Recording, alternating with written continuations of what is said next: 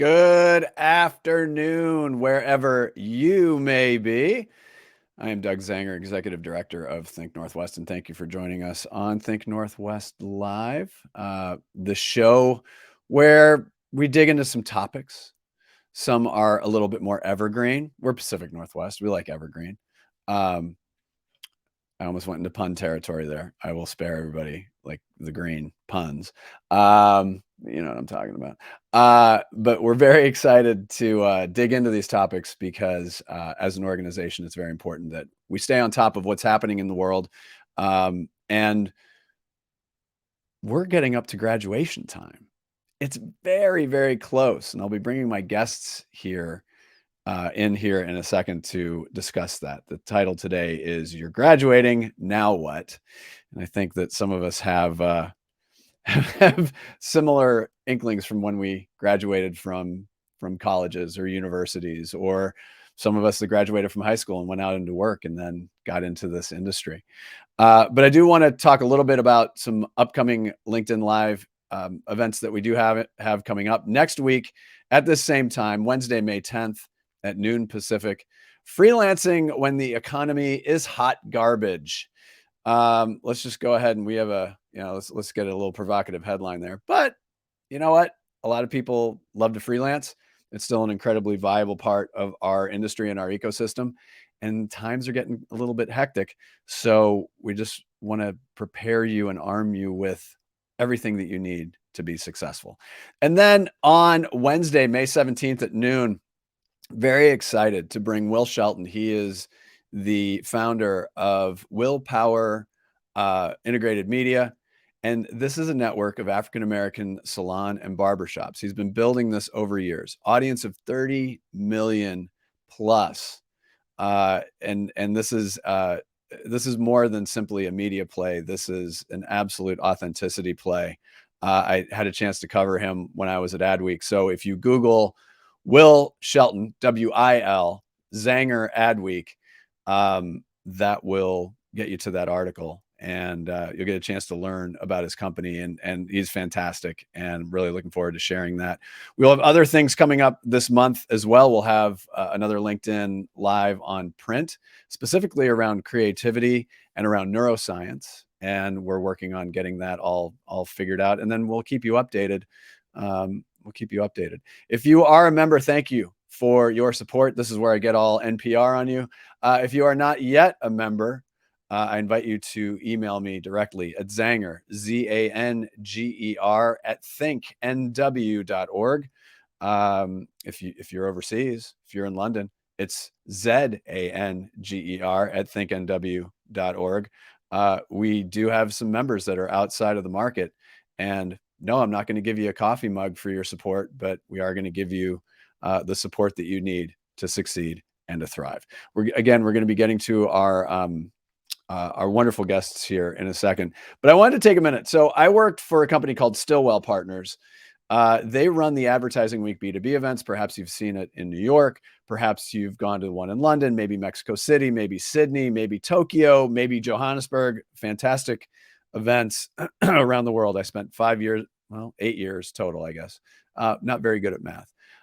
But we worked with one of the best producers I've ever worked with, a guy named Tony Salerno.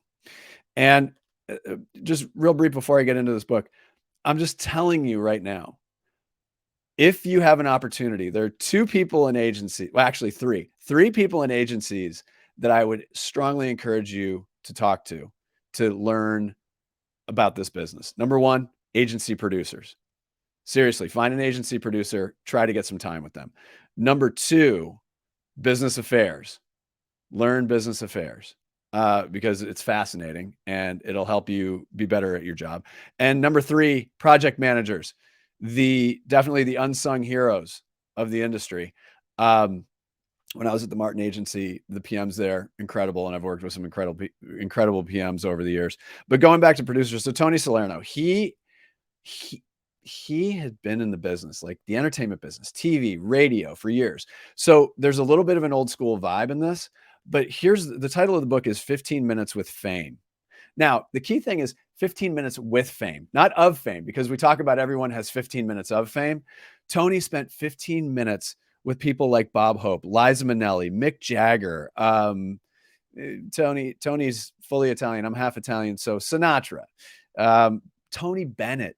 But here's the thing is like some of the things that he learned just by being around those people is really impactful. I'm only 30 some pages into it, and it's a great read. I'm just smiling the whole time. Number one, because I know Tony, but also these are really interesting stories and they are timeless.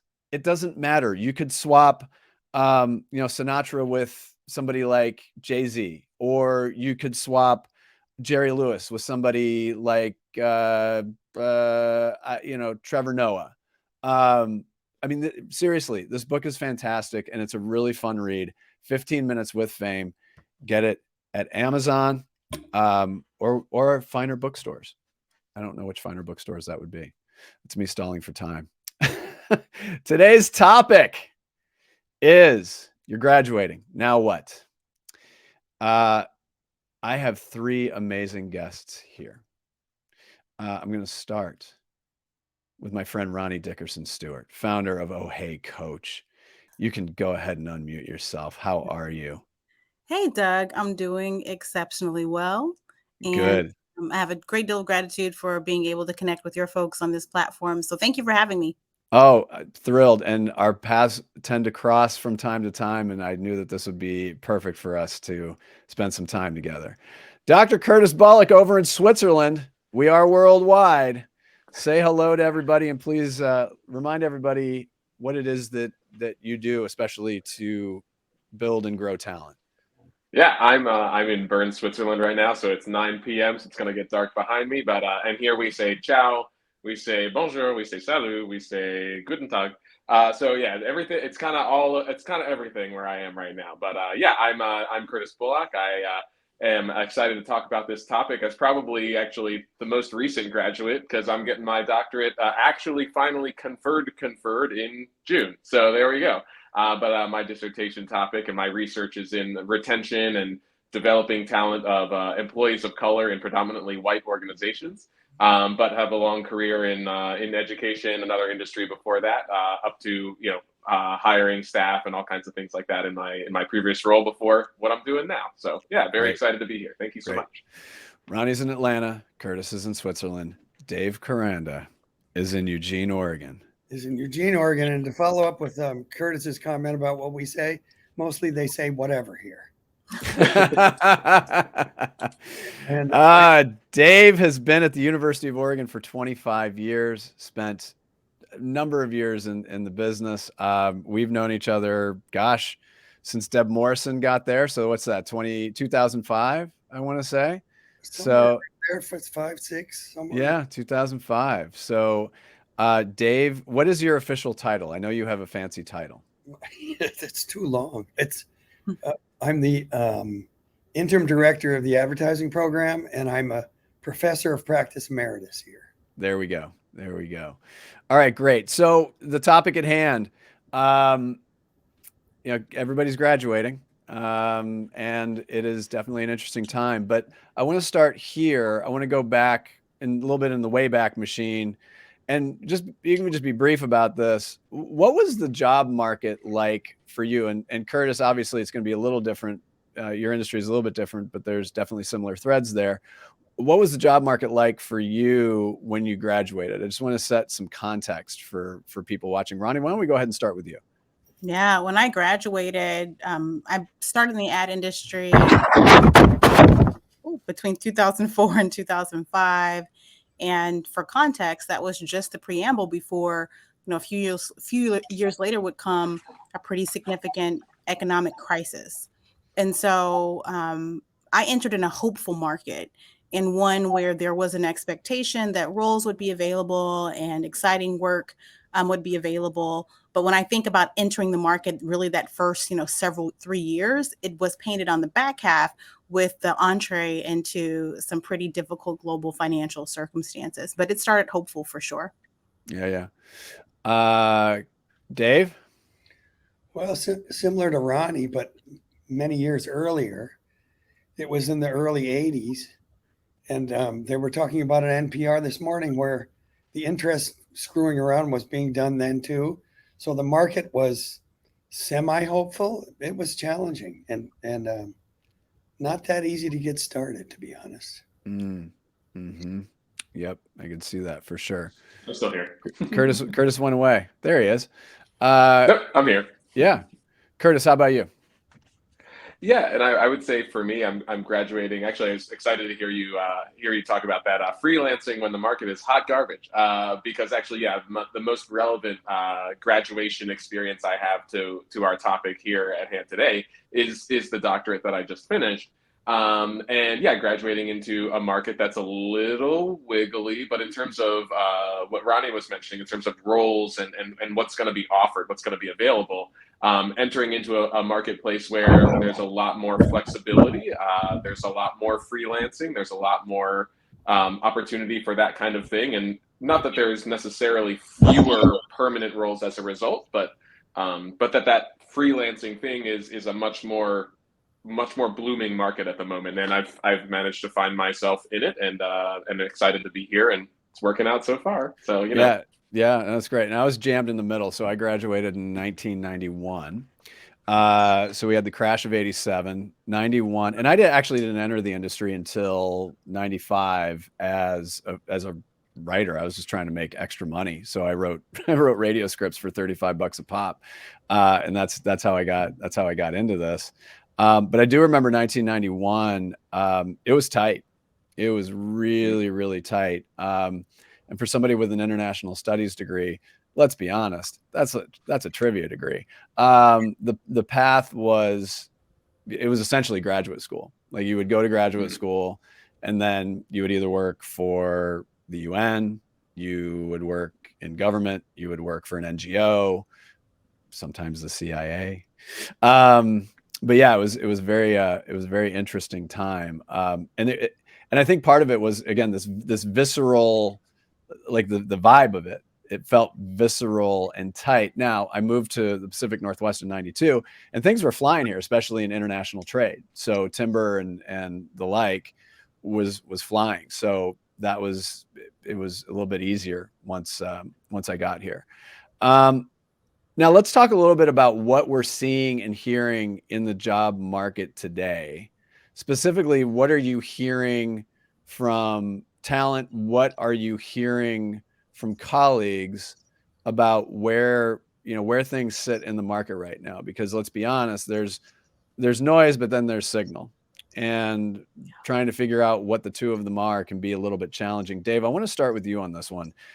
Because you have a unique position sitting in the middle of students and the industry writ large. So what are you seeing and hearing at the moment? Well, two parts. The student part, there's an element of anxiety about their future. The planet's not in the greatest shape, a lot of aspects of the economy. So they're feeling a little bit uncertain about their futures.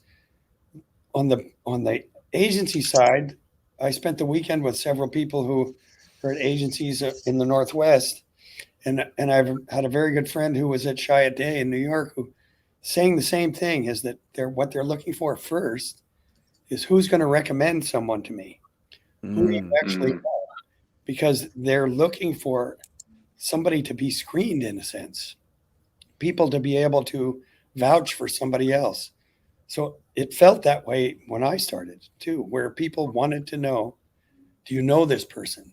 So that I don't have to walk through learning about them too much. That's interesting. Ronnie, how about you?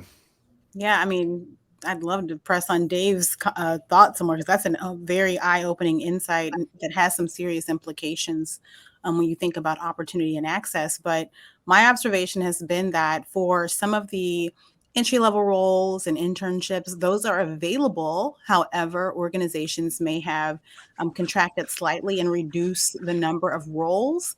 That said, and this is something I think for those who are watching, who are students or who will watch this on a replay, and for those who are in the industry, you can kind of agree with, the ad industry, the media industry, and PR is built in a model that you're not meant to be in a junior role for the duration of your career.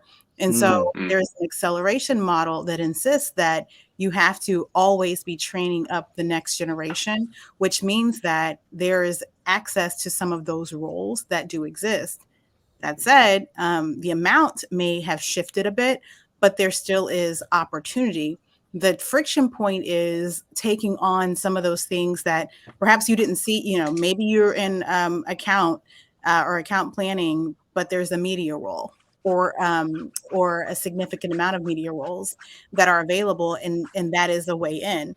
And I'm not saying you can't be choosy, but I think there's some creativity in the process to recognize both the moment and the opportunity just when you're starting out, because you can craft your career in 5, 10, 15 ways once your foot is in the door. And that's something I've experienced personally, but I notice to be kind of that opportunity, like mindset shift for folks who are entering a marketplace that's experiencing some contraction. Yeah, and that's really interesting. It's because everything moves so quickly when COVID hit. It turned into an embarrassment of riches in some respect. And we all know that this industry is peaks, valleys. But where this is going to settle out, it's always been unclear to some degree. And I think that digital plays a substantial role in that. Now, to Ronnie's point, I think what's interesting, and I've seen this before, where talent may have started in accounts, maybe moved into creative. I knew of somebody who was a strategist, went into creative. You know, you see all this opportunity. So I think the important thing, and one of the things that I learned from a very failed interview at Wieden & Kennedy was get in and learn, as opposed to being prescriptive about what you believe you really want to do. And I'll share that story later. But Curtis, are you seeing anything? I know that you're relatively new to this industry, but in your learning so far, what have you seen in this respect? Yeah, I would say that definitely the points that Ronnie and Dave both made are really important. I think where Ronnie started her commentary was in an interesting connection to where Dave ended, where Dave was saying, like, people want to have some sort of word of mouth reference or some sort of, do I know this person, to throw it way back. They want to be able to have somebody in the Rolodex that they actually can have some knowledge of who they are. And I think, yeah, the pieces that Ronnie really spoke to are important. Don't sell your skills short, and make sure that you're connecting with people in other departments, other areas, that kind of thing.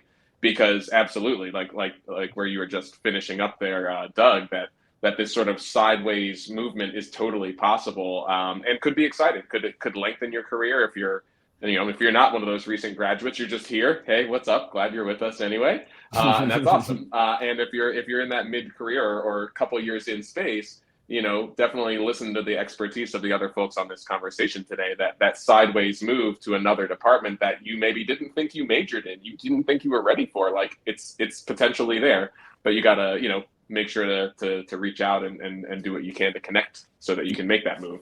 Kind of in reference to what Dave was saying. Yeah, and my friend Alexander Ray from New York chimed in. He always does. He's a chime in kind of guy. And he brings up a good point. It's a relationship based business, which is problematic in a lot of ways. And then he posits the question, but then how do you build one without one? And he teases like he's going to launch something for that. So we're going to hold you to it, Alexander. But that piece of it is, yeah. And I think that's where the barrier starts hitting is, and we've seen this over on loop over and over and over again, where, I know it's usually a guy, I know a guy who knows another guy who knows another guy. But we'll talk a little bit about, and I think this dovetails in, nice corporate word for you there. This dovetails in a little bit. I mean, in some ways it is easier for young and new talent to stand out, but in other ways it's getting even harder. So what do you believe helps graduating young and new talent stand out? I'm going to jump ball that one. Who wants that one first? I'll jump on that one. Ronnie, you want to go? Go ahead. But No, Dave, you go, and then I'll you give me the layup, and then I'll take it to the Oh house. no, I like this. I like this. I like this. Yes. So I think it's hard for students to some extent to trust in their and have enough confidence to be themselves. And I think that the more genuine they are, the more sincere they are, and then very, very simple things is really, truly, deeply, if you're doing an interview or even an informational one at an agency that you're interested in, you want to know as much about it as if you can as they do. Because you're not asking generic questions. You're not bringing up stuff about the most obvious things, but you're really actually doing your homework. And then be yourself about it. You're not putting on a show. You're actually connecting with a human being that's talking to you. And that sincerity, I think, is where the connection comes from in the first place. Yeah. Mm-hmm. Yeah. I will add to that, Dave, because I mean, plus 1,000 on exactly what you said and the observation about just being genuine. I think, I mean, I'm just thinking of like the hundreds and hundreds of interviews I've done, and especially those with folks entering into the workforce. I've always noticed that in times where, let's say, the marketplace was stable, coming in and showing me that you know the history of the company and all that, that's incredibly impressive. However, I think, and even at the entry level, coming in and being curious about friction points, like know the history and all of that background, know who the CEO is and the regional presidents, like folks that you will be working with to the degree you can find that. It's available here on this platform, LinkedIn. But if I were in the seat now, I would get in and get real curious. I'd be in a curious posture about what does my role do to relieve a friction point that you're experiencing now, or one that you think might come up in 6 months. Like those are the kind of questions I'd be asking. Or I would talk to them, the folks about like, you know, I realize maybe the workspace has shifted versus maybe what it was for you when you started here. Can you share about that? Can you tell me about that? So you can get curious about the posture of the folks you're working with, because they're humans who are sorting things too. At the entry level, you're coming in to learn, but also to be relief for very specific things that your team knows they already need as a part of the system and process. And so coming in knowing the history of the company is great, but coming in with the learning and curiosity posture, and then being willing to show up to meet that curiosity with a solution is the difference between like a really cool interview and then someone that you can see on your team today. And interesting that you use the word posture. So at Oregon, sorry, Dave, I say we. It's okay. It's part of my home. We have this class called confidence, and I love this class. I love this class so much. It's such an invaluable skill, not just for young people or new people, but for anybody really. And so, Ronnie, you said a very key word there, which is posture. So I think that sometimes we can go into it. You may want to try to dazzle with like, I know the history of it, but that almost becomes just like, if you're structuring it like you would an article, that's the headline. You know, the lead is into this and then into these other things. And we'll talk a little bit more about curiosity, but Curtis, anything else to add in that thread? And I do want to ask a question. I want to ask a question about code switching too here in a second. Totally. And I love where this conversation is going, because it's kind of encapsulating this really difficult dilemma that being new always presents, which is that, you know, the thing we keep on telling our students or the, you know, other people we didn't hire, if we have a chance to let them know why we didn't hire them, like one of the most important things we want to see is this curiosity. But then at the same time, if you're out there and you're going like, but I'm new, like, how do I balance looking curious with looking like ignorant, like I'm not ready, that kind of thing. And so like a big piece of advice I would sort of throw out there for that is to seek out the places or the organizations that support events that allow you to do that. So that's exactly how I've navigated it, is connecting with the events of Think Northwest, the events of PDX WIT, PDX Women in Tech puts on amazing events. Oregon Tech Association puts on great events. those opportunities where I can, number one, network and make some connections, because we already talked about how we need those. Number two, also connect with other people in a way where I can be a little curious, but they're not my boss. So it's okay for me to ask that question that like made me at first, you know, when I first started out doing this, like about a year ago or so, in this sort of direction that I've formed for myself now, finding those places where it's okay to find your confidence and your curiosity, and how do you balance what you're projecting out to make sure that you appear ready to learn, and not like, oh, I have a lot to learn. It's like, no, I'm ready to learn. I am ready. And so for me, it's been about finding those events that are going to support me in developing that ability and that curiosity and that readiness. Yep. Anything to add before I move on here? I got to throw out stuff about. Yeah, I saw you chomping at the bit. Go ahead.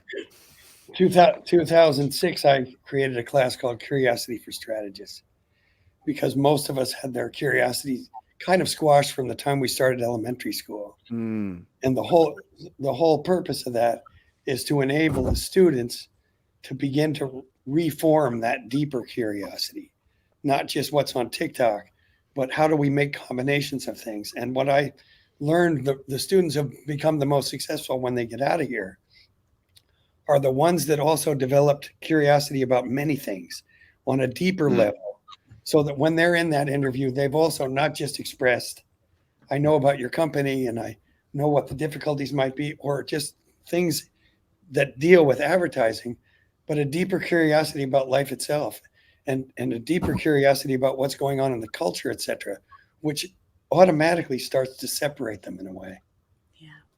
Yep. I do want to bring up code switching a little bit here. So my friend Walt Geer, who's the Chief Experience Design Officer at VML Y&R, that's a long title and quite an acronym. I think we all still made fun of VML and Y&R when they mushed it together, but you know, that's a show for another time. He posted this 4 hours ago. He said, 6 months into my career, how I showed up on the first day of my job at JP Morgan Chase. The crazy part, however, was my experience meeting a black exec for the first time who literally told me I needed to code switch if I was going to make it in this space. That conversation alone would change my entire approach to showing up in rooms. It took me 9 years to realize that was complete bullshit. Pardon the profanity. And I think I've encountered this in working with talent. I've been very clear, I've been very clear with talent. Like, if you feel like you are code switching, I don't want you to, I want you.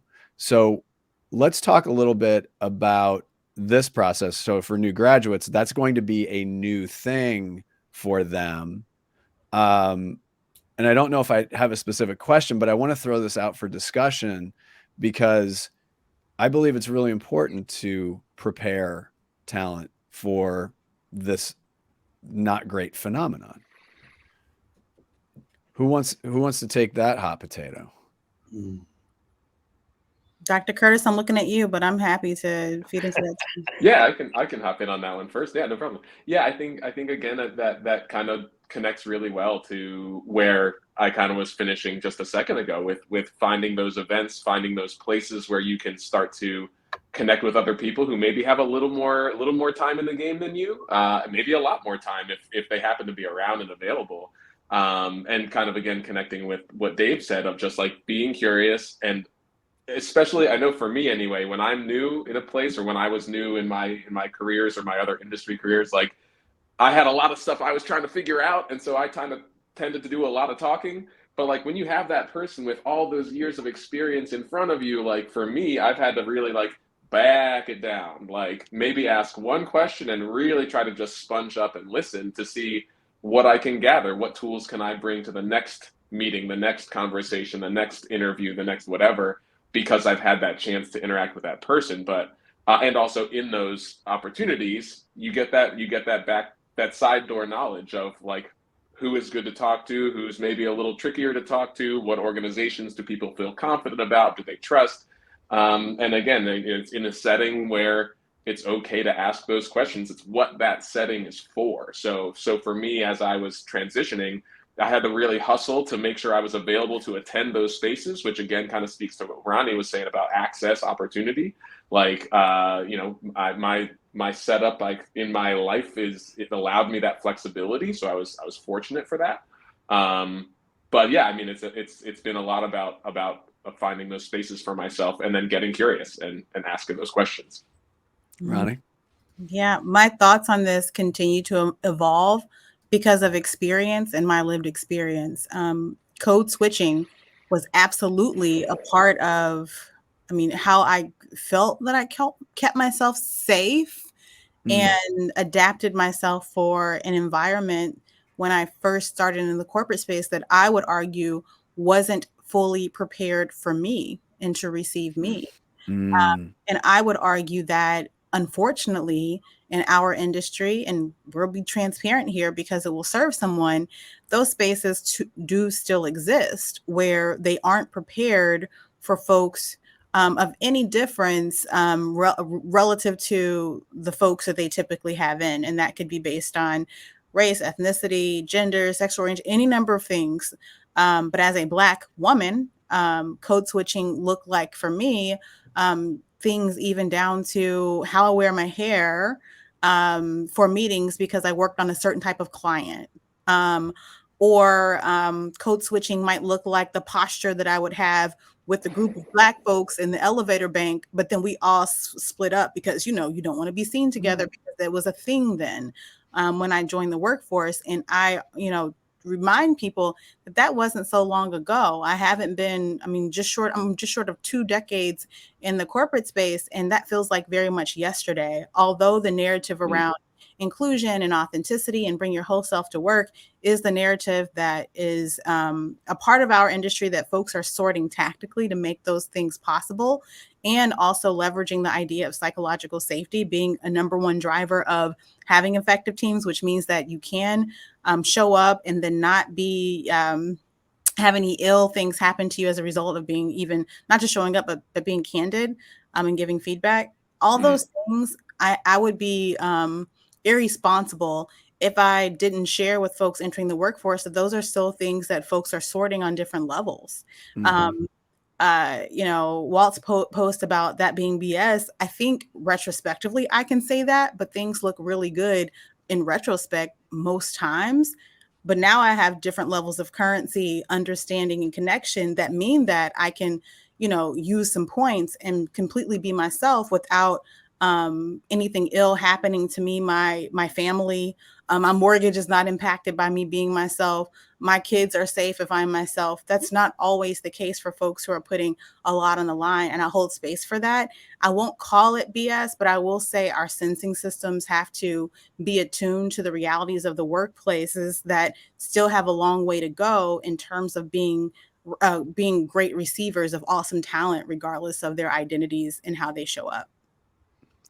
Amazing. Dave. Yeah, what you're talking about, Ronnie, is, from my perspective, right on the money. And what we deal with at the university all the time is the significance and the deep importance of having diversity of thought. And that diversity of thought comes from different lifestyles, thought processes, cultural backgrounds, etc. But to Ronnie's point, it's not always immediately well received just because it's different. And the challenge, again, to me, comes back to that curiosity and as Curtis mentioned, the idea of being confident, but sincerity again. And it's pretty tough for a lot of people in this industry not to respond by with your sincerity and connection. But a lot of their backgrounds are not easily acceptable of a variety of different backgrounds, but hopefully it's changing quickly because it's part of brand responsibility, agency responsibility, and the brand company's responsibilities to wake up. Can I add to that and compliment exactly what you said, Dave? Like, copy and paste everything you're saying. And the nuance of that is the generation in the workforce that's entering the workforce now is absolutely our future. And when you bring people in your system and you kind of leave things off the table, you do yourself the greatest business disservice. But I will also tell folks on the other side of what I and Dave just said, that we don't actually want you to leave those things off the table that inherently make you you. There is opportunity for you to be in places where you are fully received. So I'm not painting a doom and gloom story. I'm just acknowledging the truth of things you may run into. So I just wanted to qualify that. Yep. That's definitely the reality. Let's go back to talent, like individual talent. So let's put ourselves in the shoes of graduating talent, young talent, new talent. All right. So you got over the first hurdle. Now you need to keep the momentum going. What are some of the things that talent can be doing to stay on the short list? And we touched on this a little bit. What are some of those questions that they should ask during interviews? And one of the conversations I've had with Curtis is, instead of calling them informational interviews, I do like this idea of calling them curiosity interviews. Because if somebody sent me a request for that, I'd be like, oh, interesting. You want information, but you're curious about it. So again, the question is, what are some of the things that because whether we know it or not, or like it or not, every day is an audition, right? So every day is an audition, whether we know it or like it or not. So what are some of the things that talent can do to stay on the short list? And again, some of these questions, some specific questions. I'm going to go with Curtis because he's probably very tired right now and jet lagged. Nah, it's all good. Yeah, I have a slightly tricky time thinking of a specific question per se, but in terms of a specific kind of plan of action, kind of as I sort of approach any situation, honestly, including this one. But thinking about, how do you do what Ronnie and Dave have already talked about in terms of establishing your understanding of the people as well, of who you're going to work with as you kind of build your network, as you go into that conversation, but also establishing that you are the fit. Like we have this sort of understanding or this thought process of like, well, they are looking at me to see if I'm a fit. Like we can also flip that a little bit, or you can try to flip it a little bit and say why I am a fit. I'm telling you why I'm a fit, because I've done the research on the projects that this company has worked on over the last 18 months. And I really see the trajectory of this organization going in this kind of direction. Like, does that sound like kind of in the orbit of what we're kind of trying to do here? You can find a lot of it in the mission and vision and all this other stuff. But if you can establish your understanding of the projects this organization has worked on, you're going to look really good in those conversations. And also, it's a doorway for you to chime in on your own behalf and say, yeah, I really see myself in this orbit as well. I really see myself in this area. I'm passionate about it because blank, blank, blank. So maybe there's a way to flip that script a little bit in terms of they are looking at me for a fit, and that can feel kind of diminishing. Maybe find an opportunity to establish why I am the fit. I'm telling you why I'm the fit, maybe, if you can.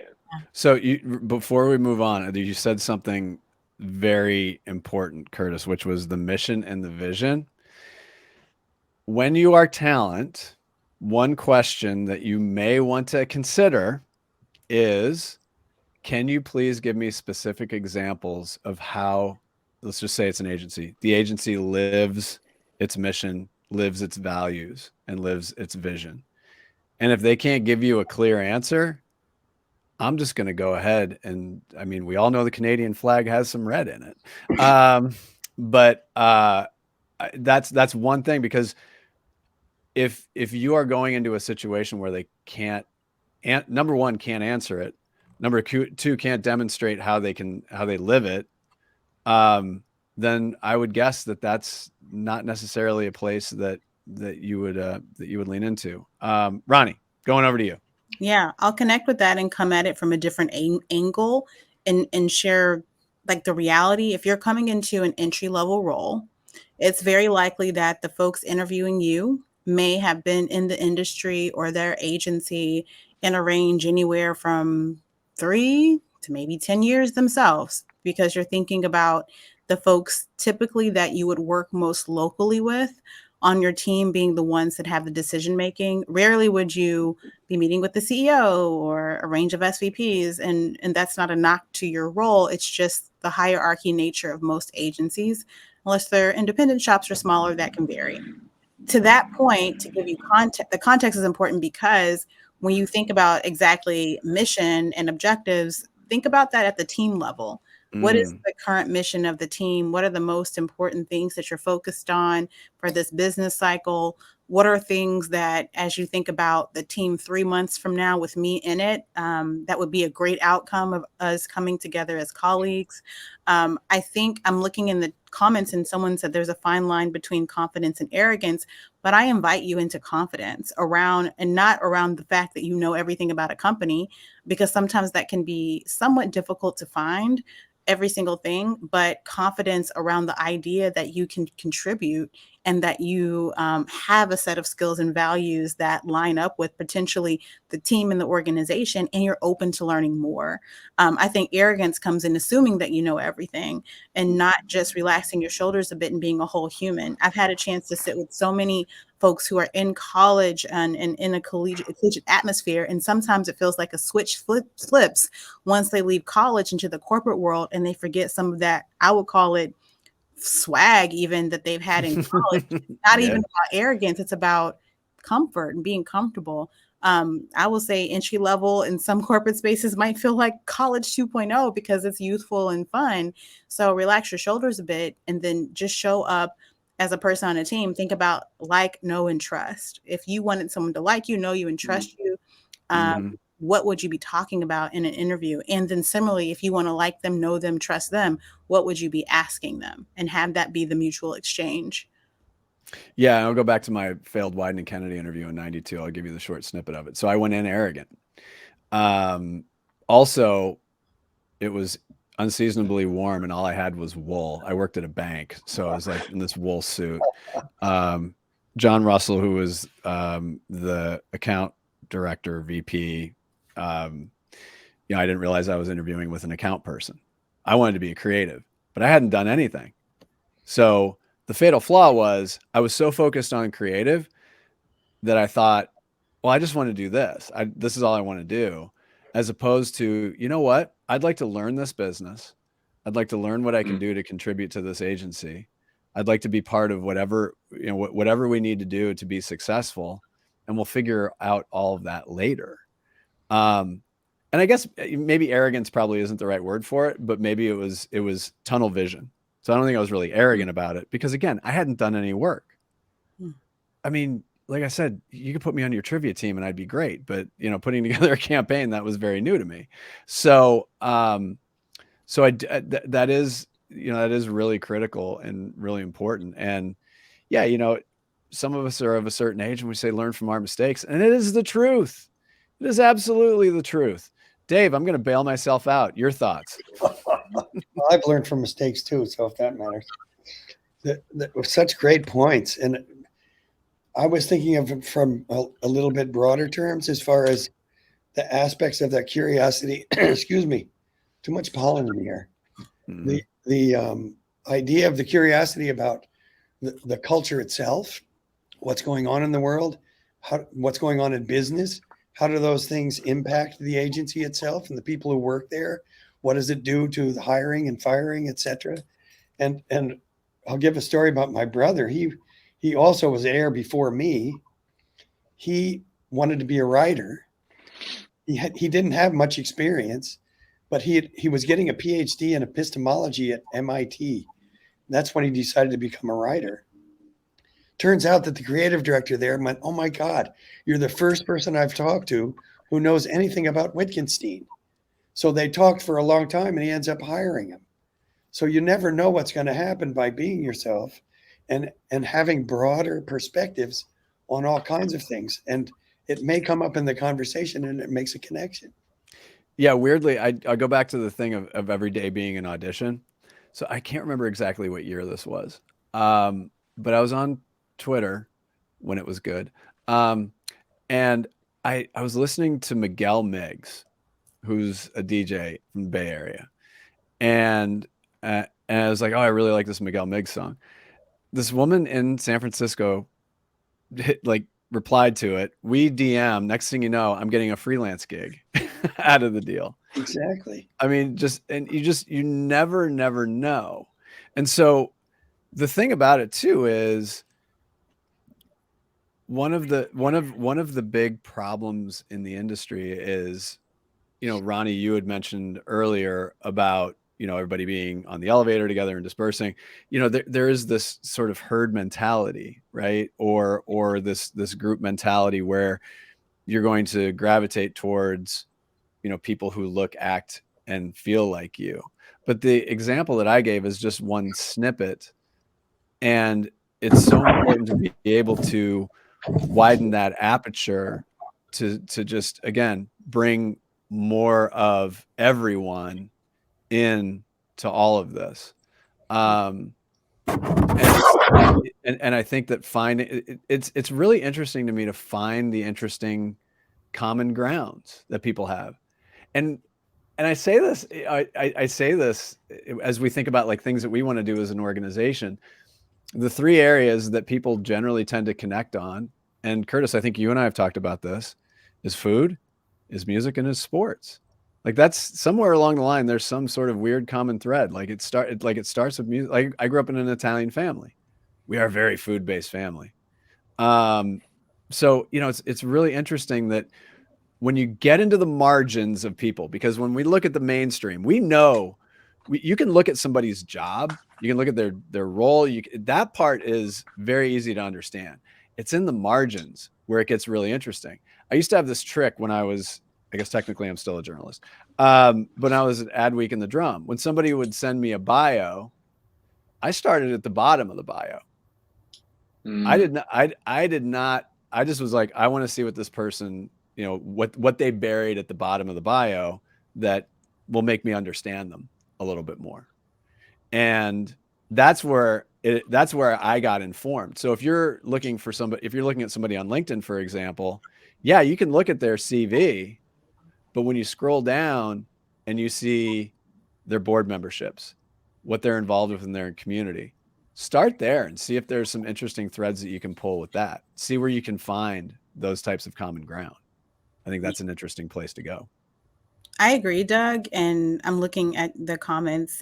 David said shows are a close one. Yeah, me, because you can give me common ground sports and something else. I'm like, okay, I'll meet you where you are, but that's not my thing. So yeah, I think having the mutual understanding that common ground generally is a great spot to find and to seek, if nothing more. But things I've noticed more recently is that we actually have all had a common experience that's crazy that we have globally for the last 3 years. And as folks are entering the job marketplace this year and the next, and maybe even the following, having common ground with people around understanding more about them, or seeking it and understanding more about them and kind of what they want out of work, what they want out of connecting with colleagues, and like seeking that, just opening a dialogue around that, I think is quite fascinating. And then for folks who are graduating, being vulnerable about maybe what your expectation was of this thing called work versus reality also opens up a discussion and a point for some folks to share a bit more with you. So, I mean, there's some obvious things, again, right in front of us. So I would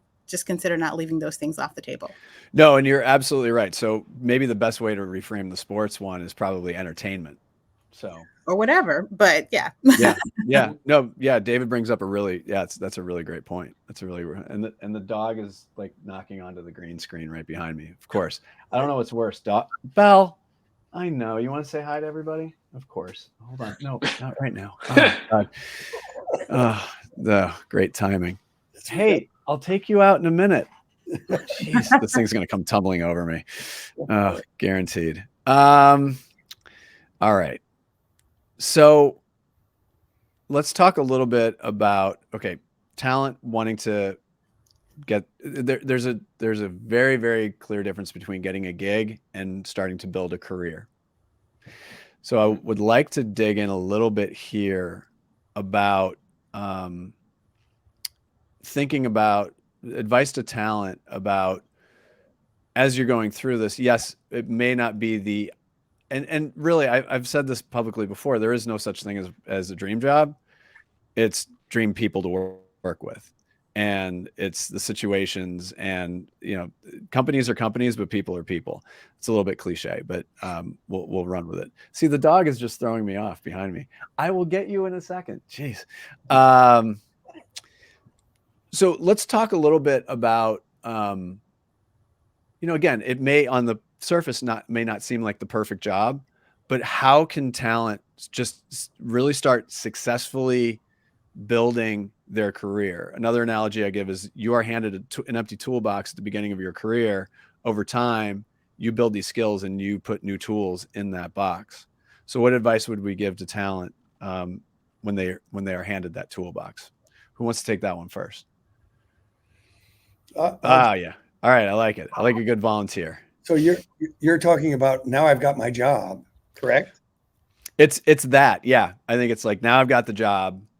Now what do I do? I got or they may not have the job and they're like, oh, I wonder if this is going to be the right move for me. Well, yeah. So I think the first thing is, I guess it deals with flexibility. This is not going to be the last job you have. Mm-hmm. And that in a lot of cases, I see that students really want to have the perfect agency. This is a big name. This is where everybody wants to work. And I want to be there. And it's like the old Crosby, Stills and Nash song. If you're not with the one you love, then love the one you're with. Mm-hmm. Do an amazing job and continue to keep learning and following the interests, because you don't go into it knowing everything there is about it. Mm-hmm. So showing that curiosity of like sticking your nose in what are the planners doing on this? What are the media people doing on this? And then finding different areas where it's like, oh my gosh, I had no idea that's really what they do. And then that leads to, I think what Ronnie talked about, how you move along and learn more and then gain more, open up a completely different career than you may have thought it was in the first place. Yeah, very true. Yeah, Ronnie, you will be much more eloquent than I am. So can I hop in and then you can knock it out of the park? Sure. Yeah, there's a really lovely word that I learned. It's called bricolage. To be a bricoleur means that you essentially are like always gathering pieces, and you're always thinking about how those pieces can snap together, even if they don't seem related. And I think that kind of perspective of essentially, to sort of make it easier, kind of MacGyvering, you're coming to every situation with kind of a MacGyvery approach of like, that's a nice old reference. Jeez. Anyway, how could these pieces fit together, even if they don't look like they might? Approaching things with that curious kind of puzzle mentality, for me personally, is definitely something that kind of helps me through a lot of difficult situations as I'm trying to build something new. It's super helpful for me because I can go, okay, I'm getting something out of this. I'm gathering something that I can use for later. So if it's going well, great. If it's not going well, at least I can feel like I'm picking up some tools along the way that I can use. But that kind of bricolage mentality of like always gathering tools and thinking about how disparate things can snap together is something I always really value. You just described my entire career. I go back to when I was producing a radio morning show with Ebro, who was at Hot 97 and Apple Music, and things that I learned from him and things that I learned producing his show, I still lean on today. It's the wildest thing. All right, Ronnie.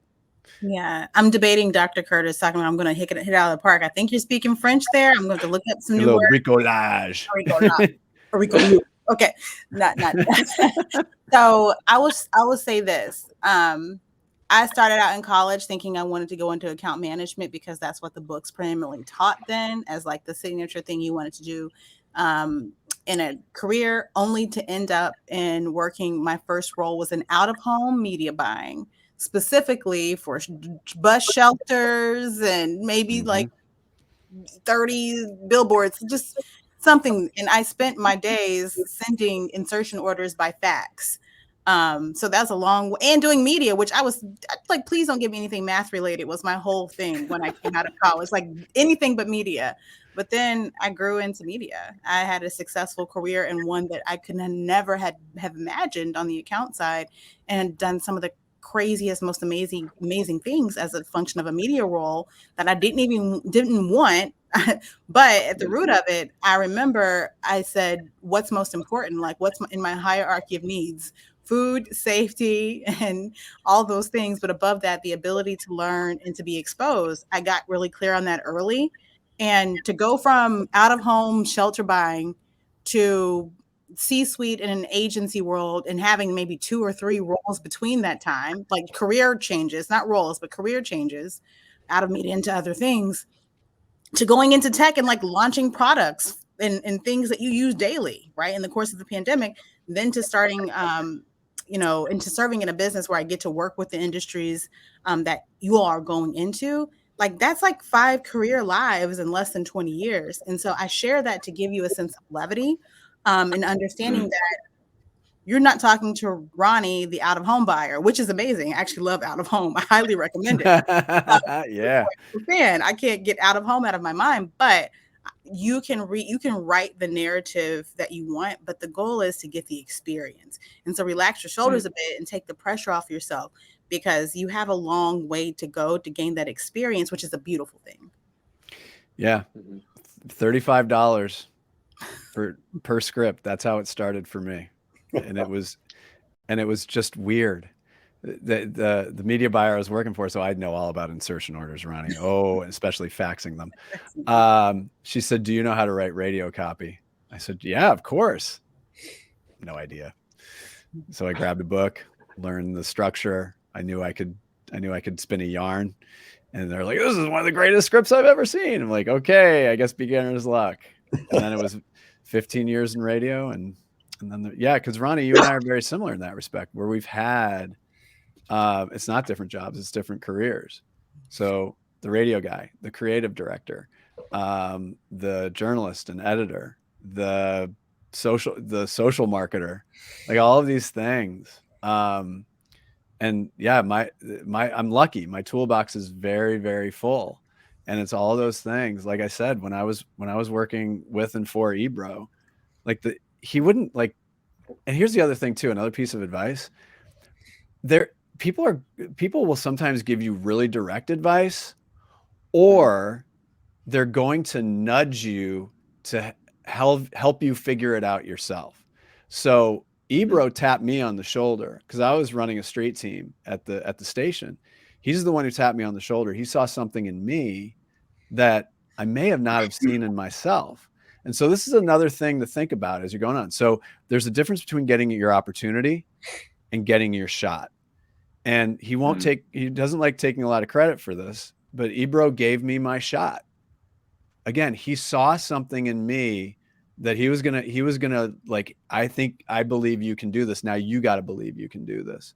There will be people on the course of your career that are going to be that for you. It's not going to happen all the time, but when you see it and identify it, it's well worth taking it, because not just in our lives, but especially in our careers, it's a series of moments and decisions that you make. If Ebro had tapped me on the shoulder and I would have been like, "Nah, I'm good doing what I'm doing," I am 100% convinced I'm nowhere near as successful today without Ebro. I am 100% convinced of that. And that's what I needed. So sometimes you're going to get direct feedback. Sometimes people are going to nudge you into having you figure it out yourself. So let me get off my soapbox. I think this is it. I would like to just get this crew together in person for sure. Yeah. Ronnie, we're going to get you out to the Northwest. Yes. Without a doubt. Any last comments before we wrap it up? Any one sentence parting wisdom to those that are graduating? You've got this and we need you. I'm sorry, say that again. You've got this and we need you. Yep. Curtis? I would say summing up in one sentence. Think broadly. Doug talked about that. If you honestly watch this again, actually, that's my one sentence of advice. Watch this again, because my advice of think broadly. Yeah, Doug's touched on it. Dave's touched on it. Ronnie's touched on it.